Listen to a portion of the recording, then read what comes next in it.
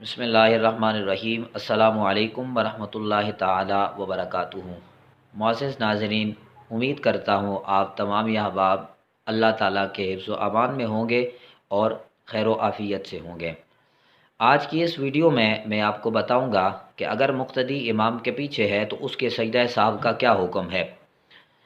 First of all आपने ये बात याद रख लेनी है कि इसकी सूरतें कितनी बनती हैं। इसकी दो सूरतें बनती हैं। एक सूरत यह है कि मुक़्तदी इमाम के पीछे नमाज़ पढ़ रहा है और मुक़्तदी से कोई कसूर हो जाता है नमाज में, जिस वजह से मुक़्तदी पे सजदा साहब वाजिब और लाजिम हो जाता है। आया इस सूरत में मुक़्तदी इमाम के पीछे सजदा साहब करेगा या नहीं करेगा। इसकी दूसरी सूरत ये बनती है कि मुक़्तदी इमाम की इक़्तिदा में नमाज़ पढ़ रहा है और इमाम पे सजदा साहब वाजिब और लाजिम हो गया है, इमाम ने सजदा साहब करना है।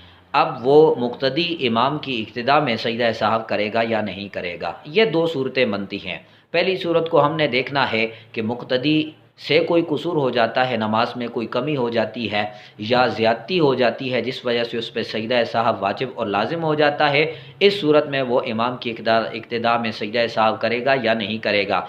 बिल्कुल भी वो इमाम की इक़्तिदा में सजदा साहब नहीं करेगा, क्योंकि जो नमाज उसकी है वो उसने इमाम की इक़्तिदा की नीयत की हुई है और इमाम की इक़्तिदा में अगर इमाम सजदा साहब करता है तो तब जाके मुक़्तदी सजदा साहब करेगा। इसके अलावा अलग तौर पर मुक़्तदी सजदा साहब नहीं करेगा।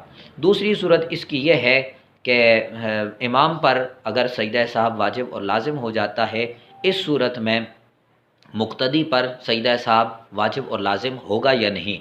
आया मुक़्तदी सजदा साहब करेगा या नहीं। मिसाल के तौर पर यह देख लें कि इमाम पर सजदा साहब पहली रकत में वाजिब हुआ है और मुक़्तदी इमाम के साथ तीसरी रकत में शामिल हुआ है। अब ज़ाहिर सी बात है कि सजदा साहब जिस वक्त वाजिब हुआ उस वक्त मुक़्तदी इमाम की इक़्तिदा में नहीं था, तो अब इस सूरत में वो मुक़्तदी इमाम के इक़्तिदा में सजदा साहब करेगा या नहीं। जी हाँ, बिल्कुल वो इमाम की इक़्तिदा में सजदा साहब करेगा, क्योंकि उसकी नमाज इमाम की नमाज है।